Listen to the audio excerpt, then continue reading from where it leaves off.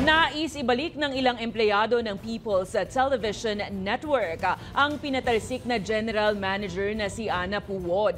Pangamba nila, kung napakabilis ang pagtanggal sa mismong GM, paano pa kaya ang kanilang regularisasyon? May balitang A to Z si Ian Maghanoy.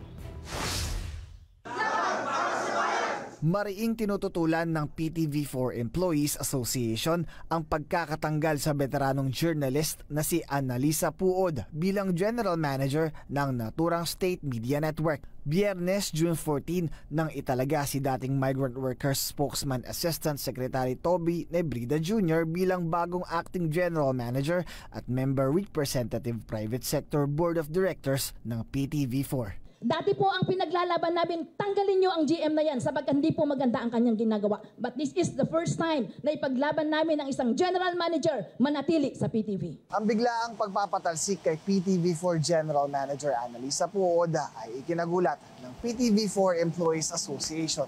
Kaya ang tanong ng grupo sa administrasyon, anong dahilan gayong napapamahalaan naman ni Puod ng maayos ang ahensya? Hindi namin alam kung anong kriteria ang paraan ng pagpili ng pagpapalit ng leader ng isang ahensya. Napakabilis. Bakit po ganun kabilis ang pagpapalit sa kanya? Para sa asosasyon, hindi lang ito usapin ng liderato sa estasyon, kundi ng seguridad ng kanilang trabaho. Ang pinaglalaban dito po namin ay yung napakahabang panahon na hinihintay namin magkaroon ng regularization.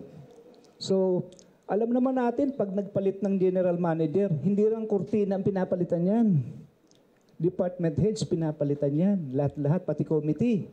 Saan mapuputan yung reorganization na yan? Kaisa naman ang labor leader at abogadong si Luke Espiritu sa panawagan ng PTV4 union leaders para sa regularisasyon. Mababatid na muli na namang nailista sa top 10 na pinakamalalang bansa para sa mga manggagawa ang Pilipinas. Sa ITUC Global Rights Index, nakakuha ang Pilipinas ng rating na 5 o bansa na hindi ginagarantya ang mga karapatan ng mga manggagawa. Is that a surprise na ang ating bansa ay will be included among the 10 worst countries for workers?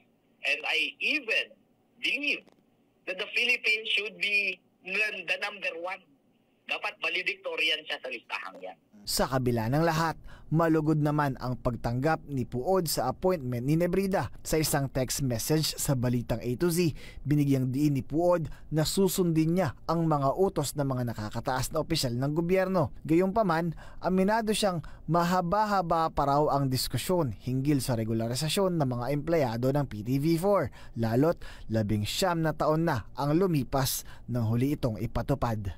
Para sa Balitang A to Z, Ian Maghanoy.